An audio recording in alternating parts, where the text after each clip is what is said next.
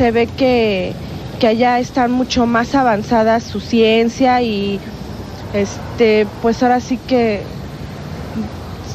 se podría decir que vamos nosotros muy atrasados a comparación de ellos por la forma en que viven, sus máquinas, en la forma en que trabajan y todo eso. Muchas veces somos escépticos al opinar que somos los privilegiados que vivimos en este sistema, ¿no? De hecho, sabemos que vivimos en un sistema solar, que ocupamos el tercer sitio en este planeta, ¿no? Pero de hecho yo creo que sí deben de existir, ¿no? Siento que es pura fantasía, ¿no? No puedo creer en ellos si no los veo. Sí puede existir vida en otros planetas, porque si aquí hay vida, ¿por qué no en otros lados? ¿Sí? La cosa es de que si hay más tecnología allá o más avances, vienen acá a lo mejor para ver cómo han avanzado. A lo mejor ellos son los que empezaron a implantar la civilización aquí, estamos a prueba, no sé. Mi formación científica me permite no creer en los ovnis como un dogma, sino pues tratar de llegar a una investigación que nos permita llegar a un conocimiento verdadero, ¿eso es todo? Pues a lo mejor nos creen que no estamos preparados, ¿no? Para poder conocerlos, ¿no? Yo creo eso, que no estamos suficientemente preparados, pero yo soy una persona que sí, se los digo sinceramente, me gustaría conocerlos, me gustaría tratarlos. Roberto Sánchez, de Ciudad Juárez, tengo 17 años, desde los 14 investigo libros, reportajes y videos, nunca he visto algún ovni, pero yo sí creo que existen. Marta López, 25 años, Mérida, Yucatán. Un pescador salió a trabajar en el puerto de Progreso, desapareció. 3 meses después regresó a su casa como si no hubiera pasado nada, no recordaba qué había pasado a lo largo de todo ese tiempo. Felicidades a Maussan. Juan Martínez Montes, de Toluca, soy observador del cielo. Estoy de acuerdo con las personas que dicen haber visto un ovni durante el eclipse. Tengo fotografías que tal vez le interesen a Maussan y le dejo mis datos. La señora Blanca Cruz, ¿por qué no han comentado sobre el programa de radio de Ustedes y Nosotros, de Jorge Manuel Hernández? Él hablaba de que a esa hora se veían ovnis sobre el área de Ecatepec. Ulises Cubillas, bueno, pasamos todas las llamadas, Ulises Cubillas de Puebla, soy extraterrestre, vengo de tal planeta, en relación a las terrícolas les dejo mis datos por si alguna quiere, dice. La señora Lilia Treviño, ¿cómo es posible que los escépticos crean que solo ellos son profesionales y que se dedican a investigar la veracidad de los diferentes fenómenos?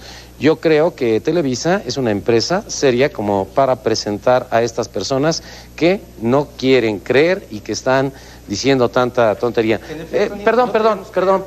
Televisa está presentando a los dos puntos de vista y Televisa no quisiera inclinarse hacia ningún lado. Es un programa de televisión en el cual hemos invitado tanto a los investigadores escépticos como a los investigadores creyentes. No, pero sí una cosa, Nino, cierto, no queremos creer, queremos saber. Y si eso es un delito pavoroso, entonces todo el conocimiento humano que se ha reunido a lo largo de los últimos 100.000 años de historia vale sombrilla.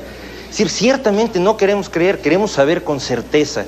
Y una cosa muy importante, es falso que nos burlemos de la gente. El ejemplo que se puso respecto de un albañil puede ponerse igual respecto a un contador público. No nos va a dar más datos el que sabe un contador público y un físico nos va a dar datos el que sabe un físico. Esto de que nos burlamos de la gente o que somos negativos... Concepción Tercero de Toluca, los escépticos son personas que se burlan. Por favor, que tengan respeto por los demás. No es cierto. La cuestión es esta, y lo aclaraba muy bien Héctor. No le decimos a la gente estás mintiendo, le decimos puedes haber cometido un error. Creo que quien no esté dispuesto a aceptar que pudo haber cometido un error al ver algo, tiene un problema. Pero no nos burlamos de la gente. Lo que sí nos preocupa muchísimo es aquellas personas que quieren lucrar, llevar agua a su molino, haciéndole creer a la gente cosas que no están debidamente demostradas. Definitivamente, la idea de la burla, la idea de que somos negativos, es una agresión personal para impedir caer en el diálogo real sobre datos, informaciones y hechos. Pedro Brul.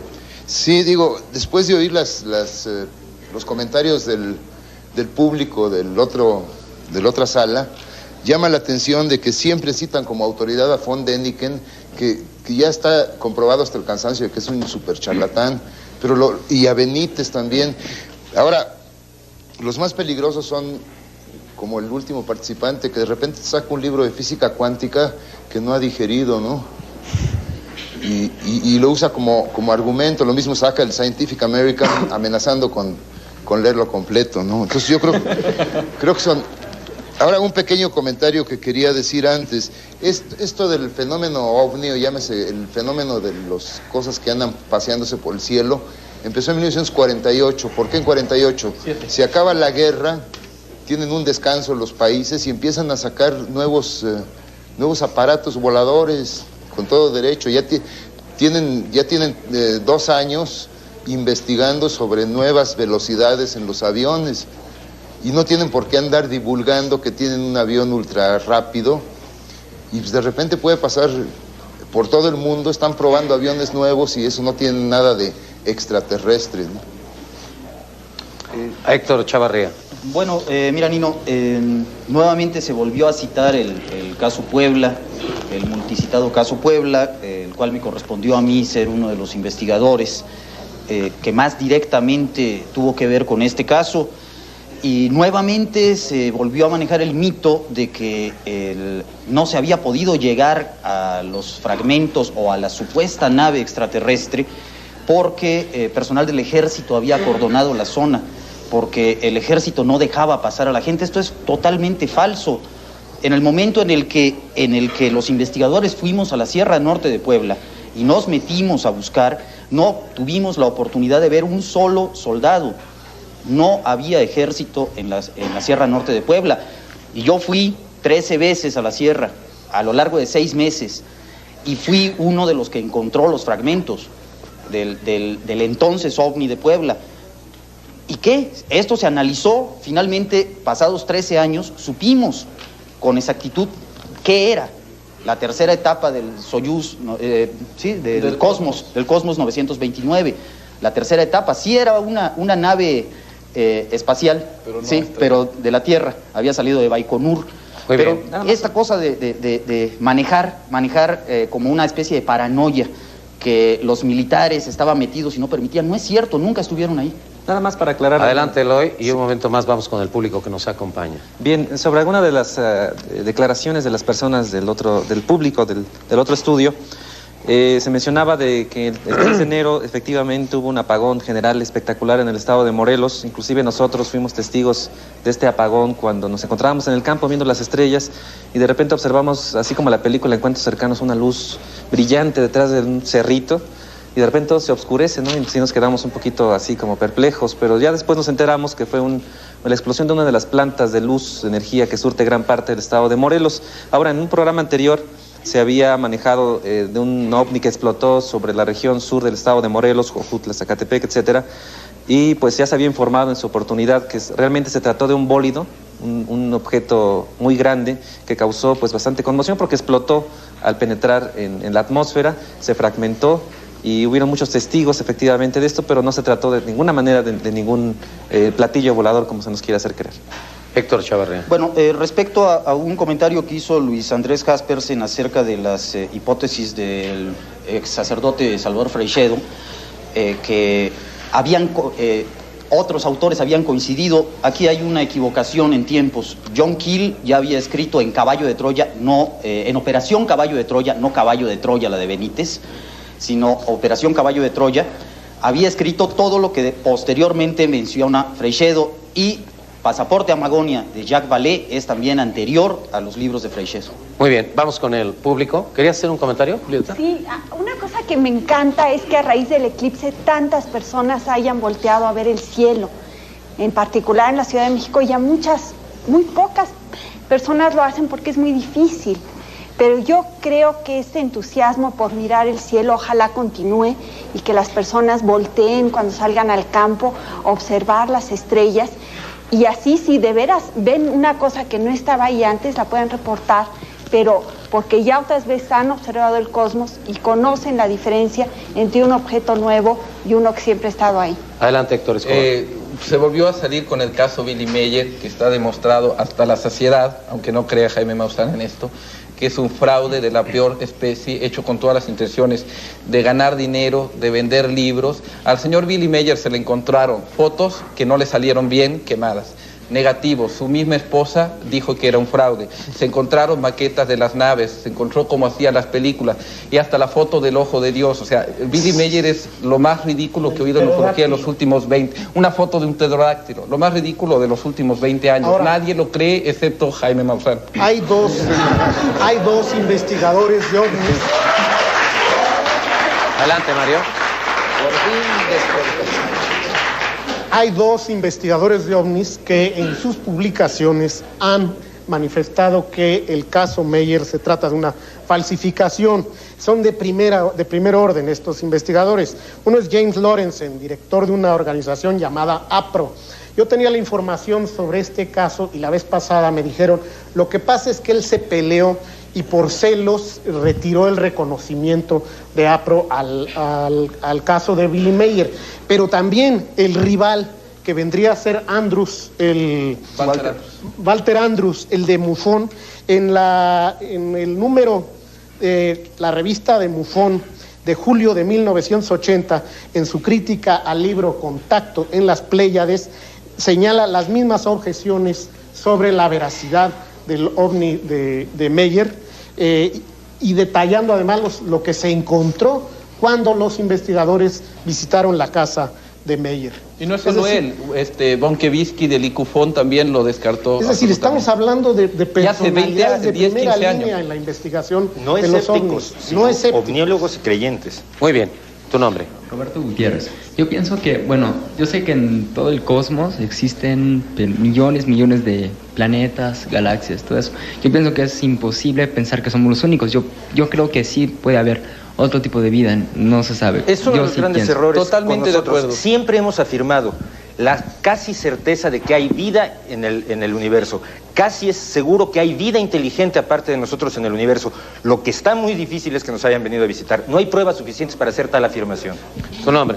José Luis Ramírez. Mire, quiero volver a hacer un comentario sobre la posibilidad de que los extraterrestres o los ovnis, como sea, ¿no? Se transporten desde tan lejos hasta acá. Ya lo había comentado en otra ocasión, pero quiero redundar en eso ahorita que hay un físico, a ver si estoy en un error. Cuando ahorita que se está investigando sobre la materia en Francia, en unión con Francia y Suiza, en el acelerador LEP, creo que se llama, se investiga sobre la materia. Entonces se está investigando qué es lo que produce la masa. Ya se había inferido por ecuaciones matemáticas que son los bosones de Higgs. Entonces estos bosones son los causantes de la creación de la masa. Yo ya había dicho que si se logra controlar estos bosones, como se controlan los electrones, los protones y todo este tipo de cosas, pues se podrían controlar estos bosones, no en este tiempo, más adelante, y así anular la masa. Al anular la masa se puede acelerar cualquier objeto a la velocidad de la luz, porque no hay masa. Al no haber masa, se puede llegar al tope de la luz, y a esa velocidad se detiene el tiempo, y es así como ellos llegan desde allá, 2 millones de años luz, desde Andrómeda hasta acá.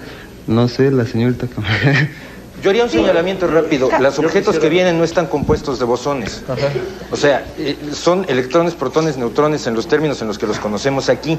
Entonces, el problema es acelerar las partículas de los electrones, protones y neutrones a la velocidad de la luz. Sí, efectivamente, cada vez que una partícula de materia toca una de antimateria, se aniquila y se convierte en luz o en radiación que viaja a la velocidad de la luz, pero se aniquila. Entonces, si hubiera un ser de antimateria igualito a ti, lo tocabas, te aniquilabas y te hacías luz y viajarías a la velocidad de la luz. Pero ya no tú, ya energía. Y esto se conoce desde hace decenas de años. Hay una posibilidad basada en la hipótesis de que exista masa negativa, objetos de masa negativa, no antimateria. Un objeto de masa negativa rechaza no solo a los objetos de masa positiva, sino a los propios objetos de masa negativa. La gravedad funciona al revés. Ahora, un objeto de masa positiva colocado junto a un objeto de masa positiva, el de masa positiva siente una atracción, es objeto de una atracción por el de masa negativa, pero el de masa negativa es objeto de un rechazo gravitatorio idéntico, si los dos son de la misma masa, del mismo volumen de masa. ¿Y qué ocurre? Al dejarlos así flotando en el vacío, se intenta acercar el objeto que es atraído, pero es inmediatamente rechazado por el otro.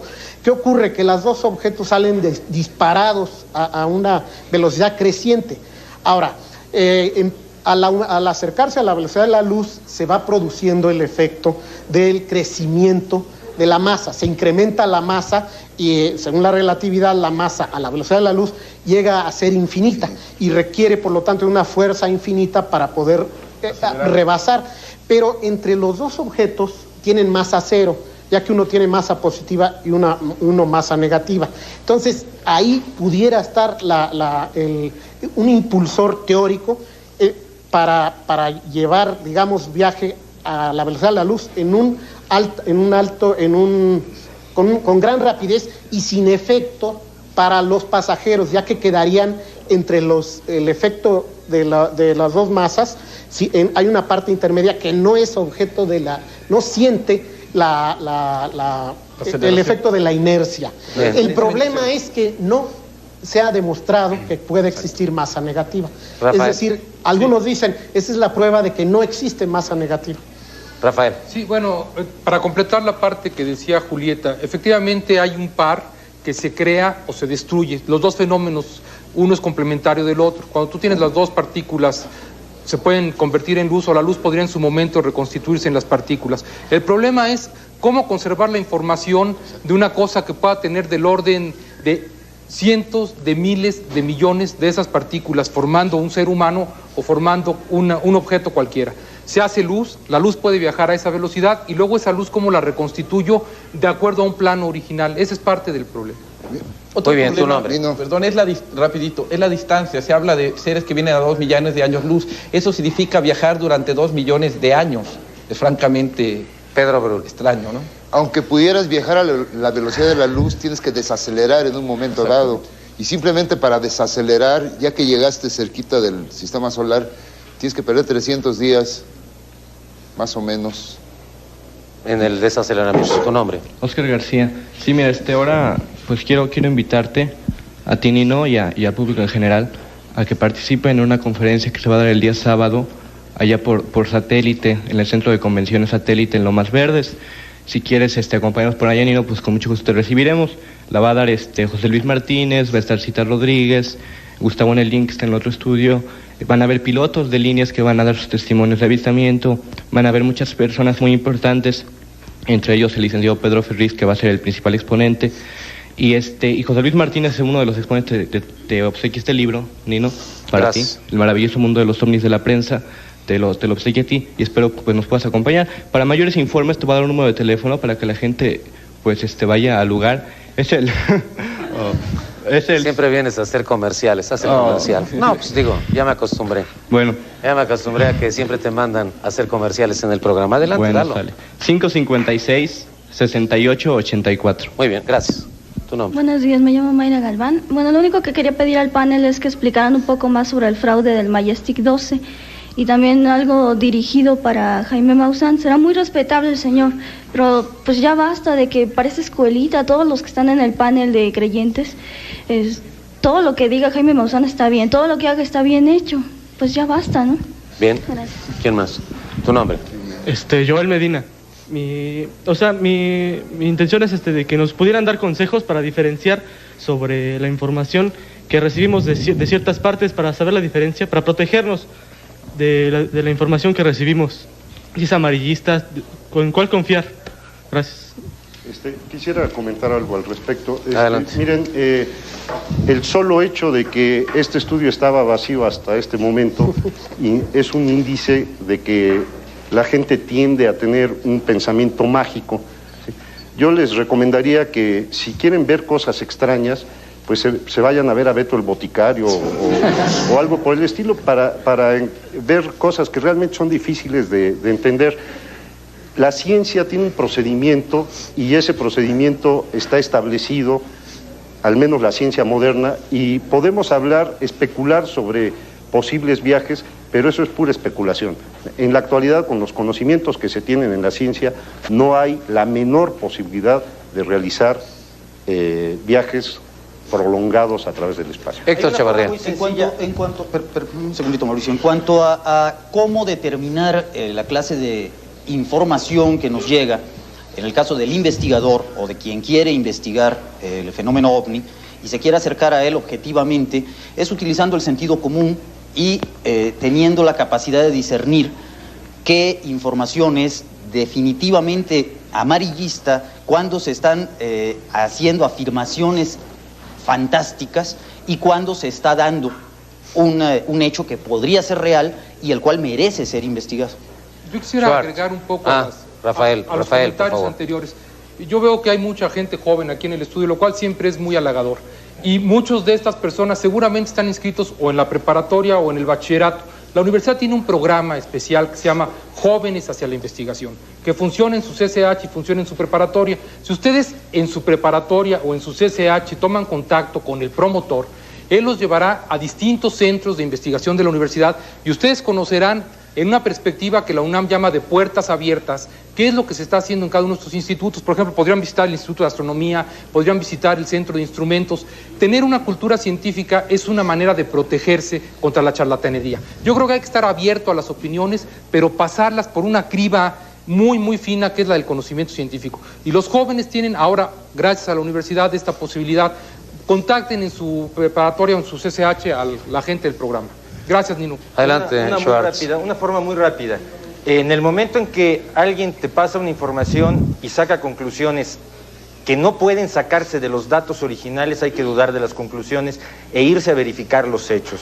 Si alguien dice, este es un punto de luz, ahí vemos la nave, tenemos un salto que uno no puede aceptar. Tenemos un punto de luz, lo que hay que hacer es investigar el punto de luz. ¿Dónde estaba? ¿Qué planetas estaban a esa hora? Puede ser un globo, puede ser un avión, puede ser un platillo volador, pero siempre con la duda y reconociendo la capacidad que tenemos los seres humanos de cometer errores.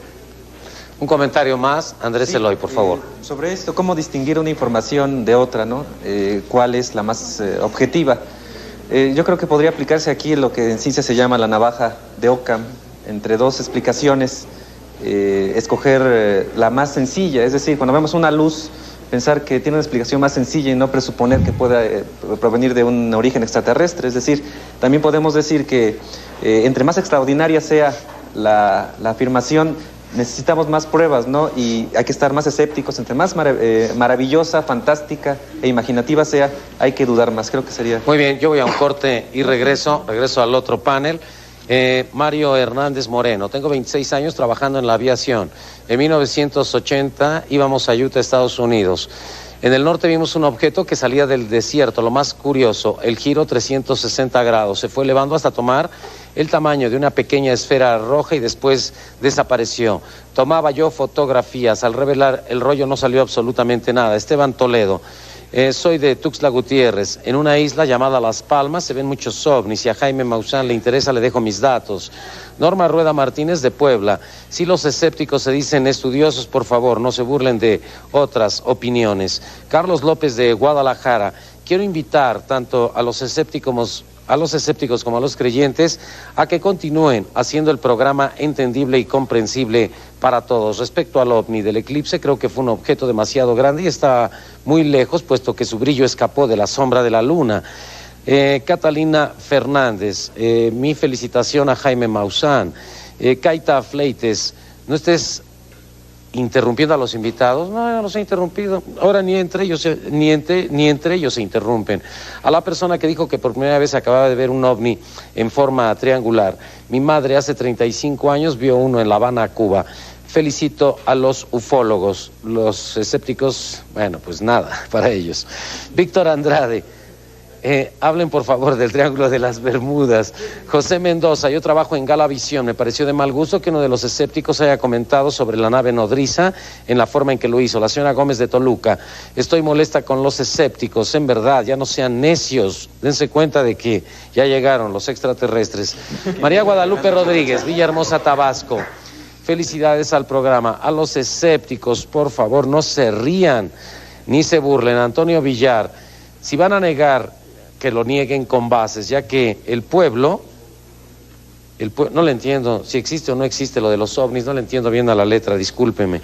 Patricia Brito de Morelos, felicito a Eloy, ojalá vuelva a explicar el fenómeno como lo comentaron en el programa de Siempre en Domingo. Francisco Quevedo, 1978, salía del cine en Mazatlán. A las 11:30 de la noche vio una bola de lumbre arriba de un árbol. No lo tocaba, de repente empezó a rodar, se fue al sur y se nos perdió.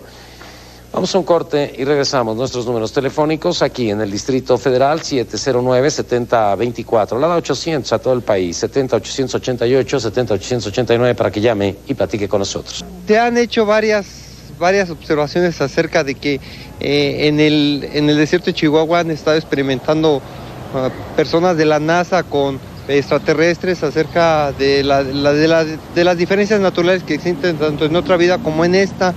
Además, tantas situaciones que se han dado sin solución todavía, ¿verdad? Probablemente no es muy regular su aparición, pero que de hecho sí existe. Cuando he ido en avión también nos hemos visto y en muchas partes se ha publicado y yo he sido testigo presencial de algunos hechos. Son cosas que uno no puede creer, ¿sí? Y eso casi no existe. La gente piensa que sí existe, pero normalmente no existe las cosas. Era un platillo luminoso, grandísimo, con luces muy llamativas, pero adentro no se veía más que luz nada más. Yo alcé la vista y vi eso. Y ya después me puse a pensar y vi que realmente sí era, porque pues un helicóptero hace ruido. Científicamente no está comprobado todavía, pero hay muchas cosas que no tienen explicación todavía. No he tenido nada que me haga creer en eso, ninguna experiencia que me haga creer en eso. Guadalupe del Río, mi esposo y yo vimos una luz, no les quiero contar más, le dejo mis datos a Jaime Maussan. Jessica Osorio, he tenido contacto con tripulantes de naves espaciales, ha sido telepático, son hombres de baja estatura, cabeza alargada, ojos negros y manos alargadas muy delgadas, siempre visten uniforme azul, quieren hacerme un estudio. Dejo mis datos al señor Maussan. El señor Germán Carrillo, a los contactados primero que les hagan un examen de psiquiatra y después que les creamos todo. Yo no creo en extraterrestres. Agustín Solórzano, el fenómeno no existe, fue creado por los desarrollados, los países desarrollados, para justificar los desvíos y dar ubicación a grupos y a personas que no tenían otra cosa que hacer. El presupuesto mejor que se destine a la educación. Yemín Vargas de Puebla, las personas que creen en los ovnis no se vayan a fanatizar y estar nada más completamente en contra de los escépticos. Francisco Gastelo, ¿hay alguna opinión oficial de la NASA, de la Fuerza Aérea, de la Naval sobre ovnis en los Estados Unidos? Isaac Valenzuela, hay dos poblaciones aquí en Sinaloa, una se llama Costa Rica y la otra San Ignacio. Hemos visto objetos voladores no identificados. Leticia López de Guadalajara, si alguien sabe algo del 11 de enero de 1992 que expliquen el fenómeno. Maussan. Sí, yo nada más quería hacer notar que les pedía a mis compañeros escépticos una explicación inteligente de lo que habíamos presentado, una explicación lógica que todos pudiéramos entender. El señor Schwartz decía que se trataba de una estrella de Venus. Sin embargo, en las amplificaciones podemos ver que en todas muestran las mismas características, una sombra en la parte inferior, un doble domo, un brillo metálico. Eso jamás lo explicó. Si fuera verdad que fuera Venus, hubiéramos recibido estos videos prácticamente de todo el país, porque en todo el país estuvo grabando el eclipse y se estuvieron grabando los diferentes planetas o estrellas que había en ese momento. Sin embargo, solamente en los que encontramos en la ciudad de Puebla y aquí en la Ciudad de México nos dan esto. Ahora, finalmente, si un científico va a rebatir algo, yo pienso que deberían de tratar de filmar una estrella y distorsionarla de tal manera que se pudiera demostrar que va a tomar la misma forma de lo que estamos presentando. Si no es así, deben admitir que en principio se trata de un objeto volador no identificado. Decía el señor Schwartz que yo afirmaba que se trataba de una nave, como si estuvieran esperando en qué momento lo decía. Yo digo que parece ser una nave y yo se lo pongo a su consideración si no parece ser una nave. En el programa del 21 de febrero presentamos aquí 10 videos, estuvo el señor Escobar y algunos otros escépticos, les pedimos que los analizaran, que los vieran. Regresaron el lunes, 3 días después, diciendo que eran mafufadas, sin volverlos a ver. Esa es más o menos tradicionalmente la actitud de los que se enarbolan como portadores de la verdad o como los defensores de la ciencia. Es decir, la burla, el escarnio, el mofarse de las personas sin ofrecer absolutamente nada.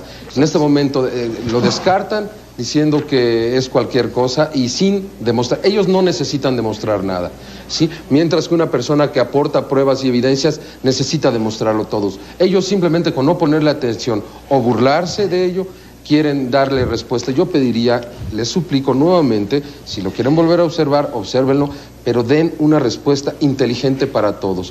No es posible que un mundo y tantas personas estén tan equivocadas.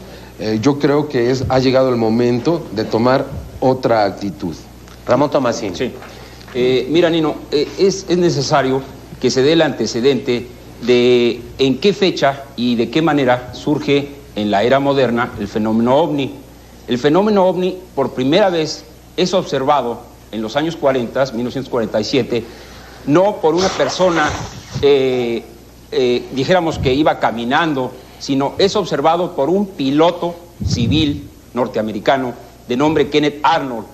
Él iba en su avión, manejando su avión, y acercándose al Monte Rainier en Washington, los cielos de Washington, de repente ve 9 objetos que evolucionan de una manera muy singular, porque evolucionan simultáneamente, presentando así como olas, dijéramos.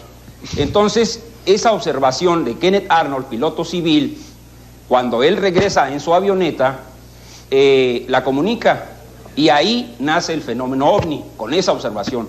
O sea, no fue de ninguna persona que se encontraba caminando en la calle o jugando en un parque, nada. Fue un piloto aviador el que observó por primera vez el fenómeno ovni.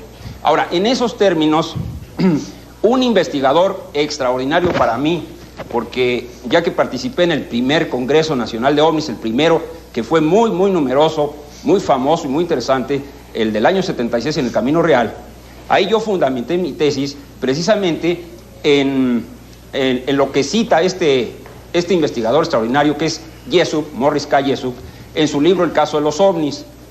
Él escoge a un astrónomo mexicano, fíjate que él siendo norteamericano, escoge a un astrónomo mexicano para citar en su libro El caso de los ovnis, un testimonio en donde este astrónomo mexicano que es Bonilla retrató, fotografió con su telescopio 230 objetos que pasaban en la esfera del Sol, enfrente del Sol. Este antecedente incluso se encuentra en el observatorio. Me imagino que las fotografías se pueden todavía conseguir. Entonces, este es un antecedente muy valioso. Ahora bien, la casuística, o sea, los avistamientos en sí, creo que ya no es, para los que tenemos tantos años investigando el fenómeno ovni, algo interesante. Lo interesante en sí es ver, ubicar, situar al fenómeno ovni globalmente. O sea, el fenómeno ovni, de hecho, sí está hablando y sí está comunicándose con nosotros. Lo que sucede es que tiene un código y tiene un lenguaje que nosotros, los ufólogos, obviamente tenemos que ir entendiendo y obviamente tenemos que ir descifrando. Por ejemplo, David Tansley, en su libro Los mensajeros de la luz, extraordinariamente plantea que el fenómeno ovni es así como un lenguaje simbólico desde el punto de vista esotérico, en donde cada manera de presentarse el fenómeno tiene su profundidad dentro del esoterismo y su significado dentro del esoterismo. A mí el libro de David Tansley realmente me hizo avanzar en la investigación ufológica bastante, porque yo no había contemplado esa situación. Ahora, yo preocupándome por cómo es que este astrónomo mexicano Bonilla retrata en su telescopio 230 objetos que pasan frente a la esfera del Sol, entonces a mí me interesa en esos momentos el Sol como punto de contacto para el fenómeno ovni. Y ahora resulta que en las investigaciones del Sol, en la astrofísica, hay estudios interesantísimos, extraordinarios, en donde precisamente dentro de la actividad solar se desprenden de la masa del Sol lo que se llaman flares, que son llamaradas, grandes llamaradas, pero llamaradas que curiosamente se convierten en figuras caprichosas. Y mi investigación fue en el sentido de que encontré, yéndome al Departamento de Astrofísica de la UNAM, encontré fotografías que me facilitaron ahí de esta actividad solar, porque me quedé verdaderamente sorprendido de que formaciones de estos flares y las formaciones de los ovnis que están por ahí retratados y dibujados y todo eso son exactamente iguales. Entonces, creo yo que ahora, con los estudios que se han hecho del Sol tan avanzados y que se ha descubierto, Nino, que es una cosa verdaderamente extraordinaria, que entre el Sol y la Tierra prácticamente no hay espacio vacío, porque resulta que la radiación del Sol, o sea, la luz que emite el Sol, es materia energética que baña y envuelve a nuestro Sol, y que ahora los astrofísicos dicen que esta atmósfera del Sol, de hecho, constituye parte del cuerpo del Sol. O sea, no es una simple luz que llega, no es una simple radiación, sino que es parte del cuerpo del Sol en el que nosotros, la Tierra, estamos inmersos. Entonces resulta que los fenómenos que nosotros estamos contemplando aquí en la Tierra le pertenecen más al Sol que a la Tierra misma. Ahora, el fenómeno en sí, desde el punto de vista de su característica, de su psicología, dijéramos, como fenómeno inteligente, yo he observado que podría, dijéramos, de alguna manera creerse que este fenómeno es una realidad virtual, por ejemplo, un holograma que se puede, conociendo los elementos y el método, se puede crear una figura en el espacio que tú jurarías que es de 3 dimensiones. Muy bien. Y sin embargo, es simplemente una realidad virtual, como le llaman ahora los científicos. Bueno. O sea que no existe en realidad, pero que nosotros podemos verla desde el punto de vista de como un objeto real. Hay otra cosa que a mí me gustaría mencionar desde el punto de vista de la interpretación de este fenómeno, que dentro del lenguaje de la parapsicología, este fenómeno se comporta más como un aporte, es decir, como una materialización. Es un fenómeno que aparece, lo mismo que en el instante puede desaparecer, o sea, como una cosa que se materializara y que instantes después se desmaterializara.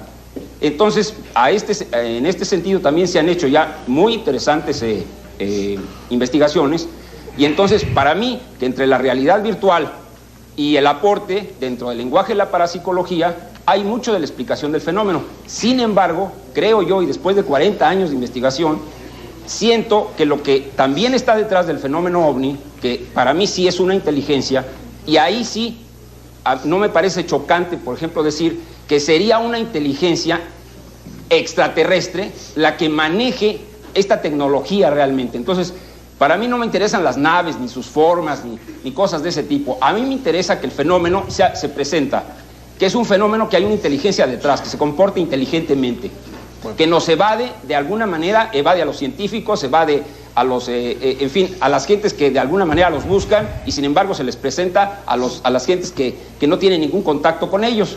Entonces, yo siento que el fenómeno es inteligente, tiene una inteligencia detrás, y para mí, que el evento extraordinario que se está presentando en esta última década de este siglo XX, sería dar con esa inteligencia, para mí sí extraterrestre, que yo sostengo que esa inteligencia es nuestro mismo Sol. Bien. Si consideramos a nuestro Sol como un organismo vivo, ya que se han investigado precisamente que las energías que vayan a la Tierra vienen desde luego de nuestro Sol, y mi postulado en ese sentido es que si nosotros somos seres inteligentes, ¿por qué si recibimos todos los órdenes de energía que conocemos del Sol, no podemos recibir del Sol también la energía inteligente? Esta sería otra forma de inteligencia, de otra constitución, que obviamente tendríamos que empezar a abrir bien los ojos y a estudiar con detenimiento. Muy bien. Gustavo, ¿qué es lo que mostraste? Porque salía en la pantalla, pero no sabemos algunas qué es. Cosas interesantes.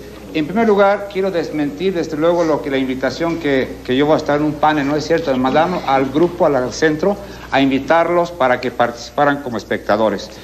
Este es una desinformación que se maneja en los periódicos amarillistas de Estados Unidos, que un ovni aparece sobre un portaaviones, ¿verdad? Esta es la malinformación. En un portaaviones de Estados Unidos aparece un ovni, ¿verdad? Es mala información para el público. Ahora les quiero enseñar una información muy seria. Esto fue visto creo que en 67 en Brasil, no tengo los datos exactos, no lo veo ahorita. ¿Qué fecha es? 67, 66. Sí. Esto fue visto en Brasil. 66. No es un avión, no es es un puntito que vemos ahí, 66. Es un trompo. Esto fue sacado en esta fecha. Y aquí tengo del proyecto Autocar que Estados Unidos hizo en 1959, quiso hacer varios ovnis y voló.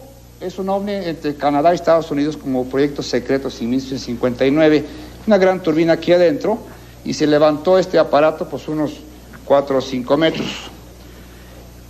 No sé hasta la fecha qué aparatos tengan modernos. Yo creo que los escépticos nos ponen una explicación muy amplia sobre este, tienen toda la información necesaria para explicarnos exactamente qué aviones últimos modelos tiene la Fuerza de Estados Unidos. Antes de terminar más, quiero hacer lo siguiente. Quiero ubicar, por favor, a los ufólogos y los escépticos. Son dos grupos de investigaciones científicas con distinta tendencia. La tendencia, hay dos teorías de hipótesis plausibles, todavía no comprobadas. Plausible que sí es posible comprobarlos más adelante. Una es la teoría extraterrestre y la teoría terrestre. Los escépticos pertenecen a la teoría terrestre en una parte nada más, porque hay otra parte donde ellos no tocan. Los ufólogos abarcan todos estos temas, incluyendo el extraterrestre, y el terrestre es más amplio su campo. Por eso, desgraciadamente, los escépticos son de una sola teoría terrestre y una parte de ellos están limitados en su campo. Bien, yo quisiera dar un comentario. A ver, adelante, Rodolfo, por favor. Bueno, yo he sido cuestionado en varias intervenciones por los escépticos. Quisiera ahora sí aprovechar la palabra y que me pusieran un poco su atención. Para empezar, al escéptico que comentó que sacaba yo una revista de investigación y ciencia que quería yo sorprenderlo, bueno, quiero comentarle que mi intención no es sorprender a nadie, y mucho menos a él. Mi intención definitivamente solamente es dar información, participar en información que en mi haber pues tengo investigado. Esta revista de American Scientific ese artículo está editado por Daniel Z. Friedman, que es doctor en física en la Universidad de Massachusetts.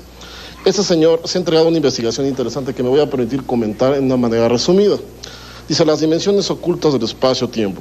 El espacio-tiempo, que en general se considera tetradimensional, puede tener hasta 7 dimensiones adicionales. Estructuras con 11 dimensiones pueden dar una explicación unificada a las 4 fuerzas básicas que maneja la física cuántica.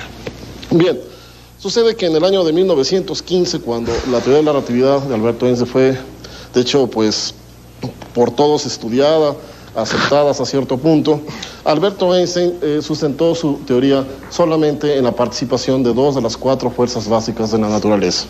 Posteriormente, en el año de 1930, Kaluza plantea una teoría en el sentido de darle amplitud a la teoría de Albert Einstein y comentó que precisamente esta teoría no podría ser sustentada nada más en 4 dimensiones, y planteó una teoría pentadimensional en 5 dimensiones.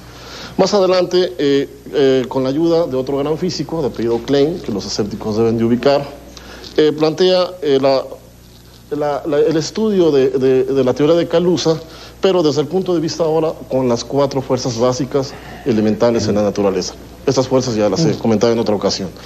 Al momento de hacer el análisis, basados en ecuaciones diferenciales de Schrödinger, determinaron que para poder sustentar esta física es necesario que se dé el aporte de 11 dimensiones, ya que con 4 no tiene sentido. Esto está aquí explicado en esta revista, está a la disposición de quien guste, no está dicho por mí, está dicho por él. También da una teoría, me comentaba el señor Schwartz, que no daba yo un argumento, o que más bien no está demostrada una supergravedad. Este señor aporta, y me parece tan interesante hacer esta observación, aporta una teoría de supergravedad. Incluso, aquí la tienen, comenta lo siguiente: dentro de las clases de partículas elementales que maneja la física cuántica, hay 2 que una mencionó precisamente, ahí lo pueden leer, mencionó un participante del público, que son los bosones. Luego el señor Schwartz dijo que hay otra clase, que son los electrones, protones. Todos estos se conocen como fermiones.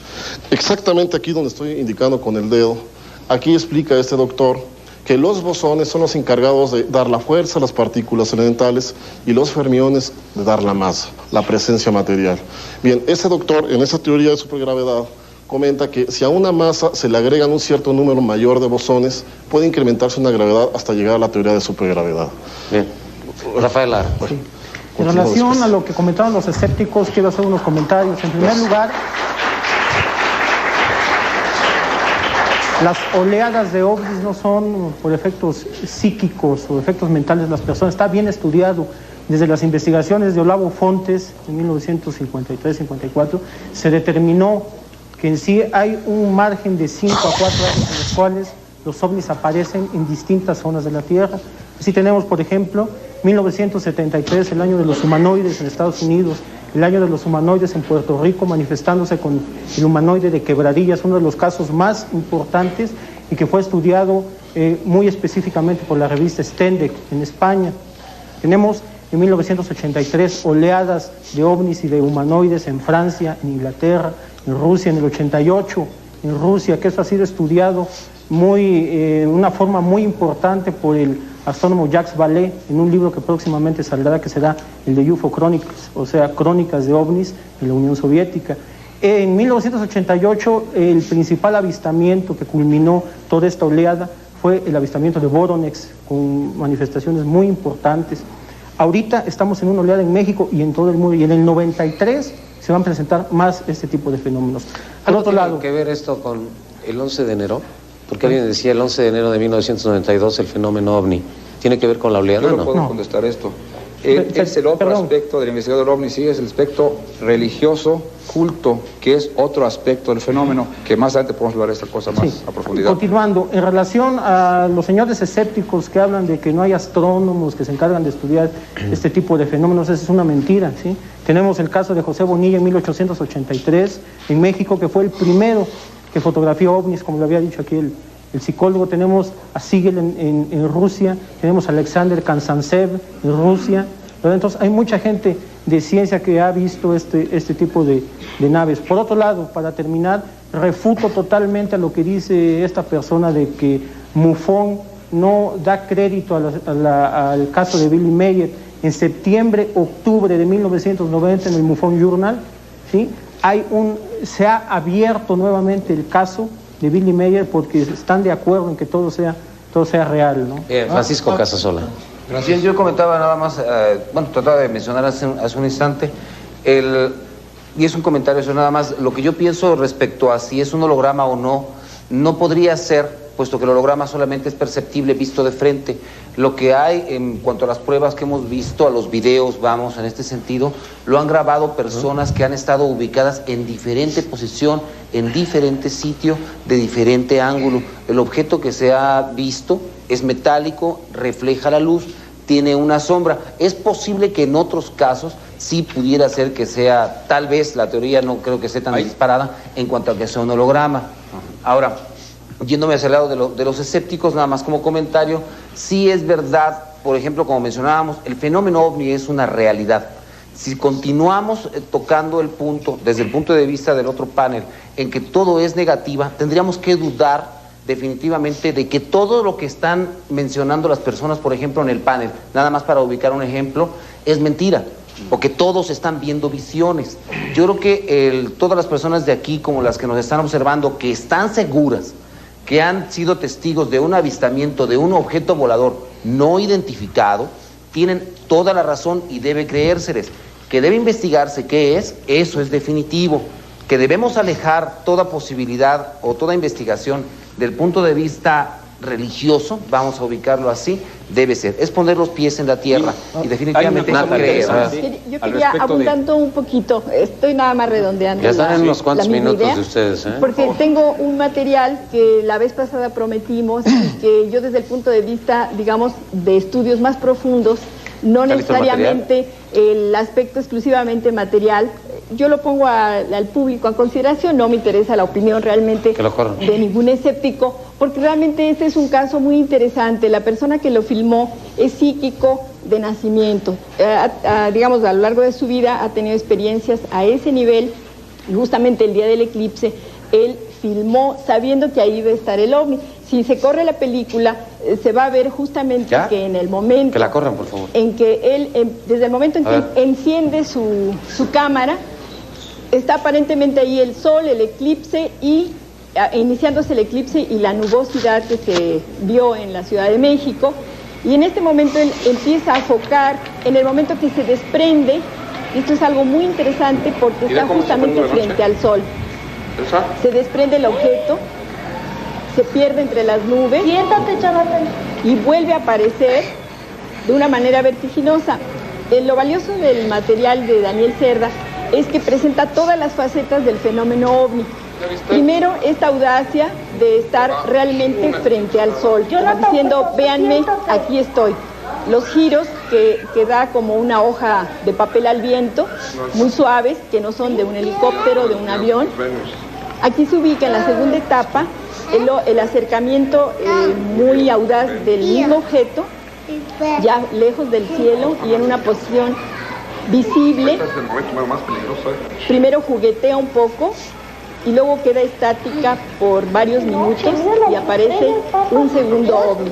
O sea que realmente la secuencia es muy interesante y va más allá de lo que pudo haber sido una casualidad.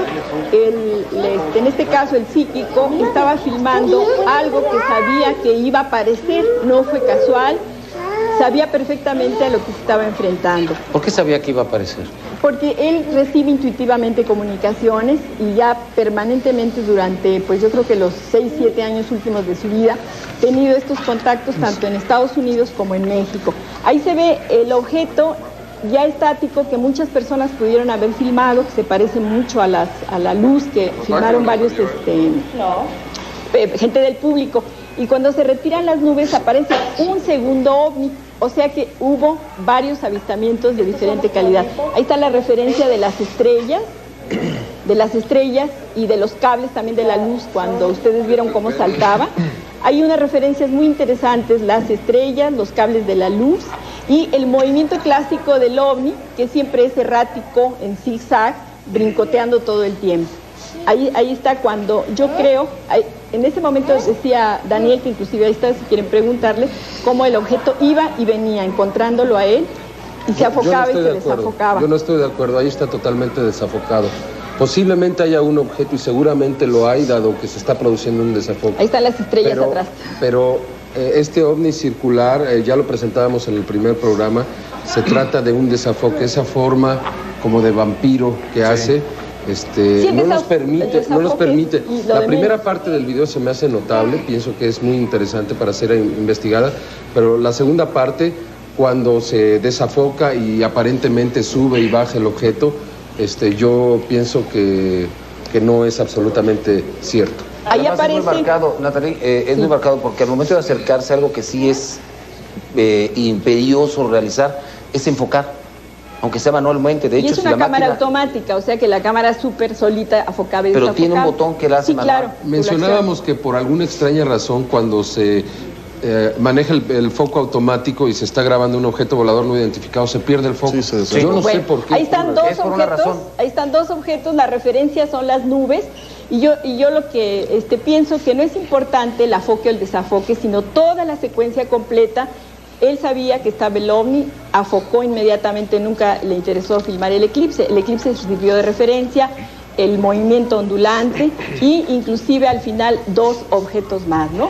Entonces lo que yo quiero decir es que más allá de decir fue o no fue, era un foco, fue un helicóptero, fueron los cohetes de la villa, lo que haya sido, más allá de todo eso que se presta a burlas casi siempre, hay una constancia de esta situación que es lo que realmente debemos estudiar, que son los contactos. Y si hay oportunidad, hay una cosa muy pequeñita que es toda una investigación muy bien documentada de un escritor norteamericano que padeció las visitas de extraterrestres de diferentes clases. Como él es escritor, pudo exteriorizar su historia porque después de un estado de hipnosis profunda pudo revelar su experiencia y se llevó a la pantalla. Me voy a un corte y regreso. Yo le quiero ofrecer disculpas al público que está viendo el programa. Los estornudos y la limpiada de nariz son mías. 1000 disculpas y le estoy echando a perder su grabación, pero con esto de la gripa, bueno. Laura Vala, no estoy de acuerdo con Schwartz. Florencio Vargas, yo no creo que haya vida en otro planeta, ya que nunca he visto ningún ovni. Jorge Paniagua, quiero felicitar a Julieta Fierro, quiero felicitar a Maussan, quiero felicitar a Mario Méndez y a Mauricio Schwartz. Isabel de la Peña, ay, muchas gracias por todo lo que me dice. Muchas gracias, ya la necesitaba. Silvia Garza de Saltillo, a los escépticos, creen en Dios y nunca lo han visto. Julián Vázquez de Tepic Nayarit, aquí seguido se ven plateadas, luces plateadas que viajan a una velocidad estratosférica. La señora Bobadilla de Querétaro, estamos molestos en casa por la ironía y negación de los escépticos. Mi padre era escéptico hasta que vio por segundos un ovni a poca distancia. Ay, discúlpenme. La familia Gutiérrez, respeten a Maussan, por favor, los escépticos, no se burlen de él. El licenciado Augusto Vélez de Polanco, hubieras invitado a Neri Vela, Guillermo Trejo, discúlpeme tantito, Guillermo Trejo de Colima, felicidades a Jaime Maussan. Y tenemos más llamadas telefónicas. María de Lourdes Ocaña, de San Martín Texmelucan. Es una lástima que los escépticos no crean en los ovnis, pero pienso que sí creen, aunque lo quieren negar ante la televisión. Sonia Hinojosa de Monterrey, Nuevo León. La próxima vez que tengas un programa, en lugar de separar a los escépticos, mejor no los invites y llevas a 20 ufólogos. Ana Gloria Gastelum de Tlaxcala. El año pasado iba por Zacatelco en Tlaxcala. Vimos una luz muy intensa en el cielo que iba descendiendo de una forma lenta como si fuera una pluma. Viajaba en un coche con mi tía. El reloj se detuvo inmediatamente a la hora en que vimos esto y la batería del vehículo se bajó. El vehículo se detuvo. El contador público Mario Cabrera de Puebla. Tengo grabaciones de un contacto directo con seres de otro planeta, en una prueba evidente de la existencia de otros seres. Dejo todos mis datos al señor Maussan. Patricia Carranza, soy escéptica, pero creo que Maussan se está aprovechando y no creo nada de lo que él ha dicho. Olga María Figueroa, 1967, venía con mis hijos, de repente a las 20:08 de la noche vimos las luces que se desplazaban de este a oeste. Al otro día salió una nota en el Excelsior donde hablaban de lo mismo que habíamos visto. ¿Qué es lo que habrá sido? ¿Cuál sería la fuente periodística? Dice exactamente lo mismo que yo vi. Voy a un corte y regreso con los escépticos. Nuestros números telefónicos 709-7024 en el área metropolitana del Distrito Federal. Lada 800 a todo el país, sin costo para usted, 70-888, 70-889 para que llame y platique con nosotros.